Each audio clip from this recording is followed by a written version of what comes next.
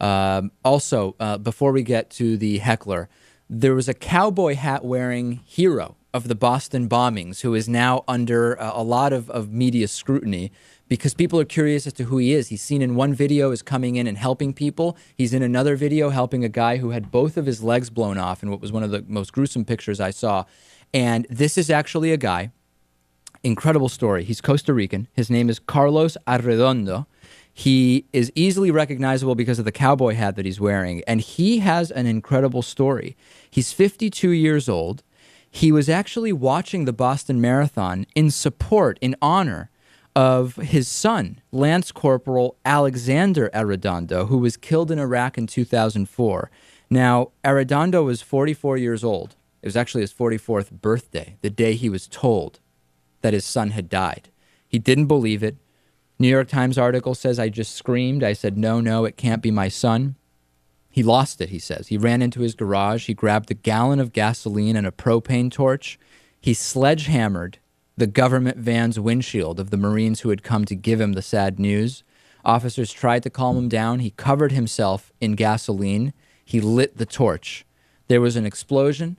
The officers were able to drag Mr. Arredondo to safety. He had a bunch of burns, 20% of his body. He was at his son's funeral in a stretcher. Incredibly, 4 years later, his surviving son, who was then 24, killed himself, partly out of the grief of losing his older brother.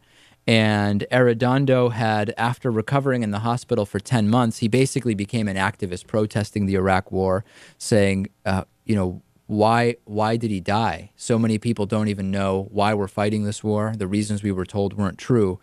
And he was in the middle of this tragedy. And as you can see here, acting in a way that many people would have run away. This is an interview with him from just after this. You can see literally he's not shaken mentally. He is literally shaking and explaining what happened. Take a look at this.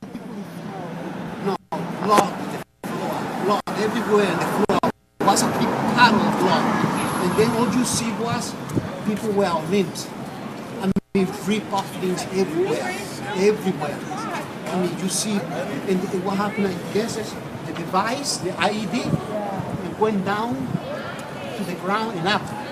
The gentleman that I helped, and I concentrate working on him by putting a couple pieces of t-shirt that I ripped off and putting the legs. He had a big fire going on his shirt. Incredible stuff. I mean, just the stories that are coming out of this are just unbelievable. And, I mean, I don't even know what to say. Yeah, what can you say? It's quite a situation.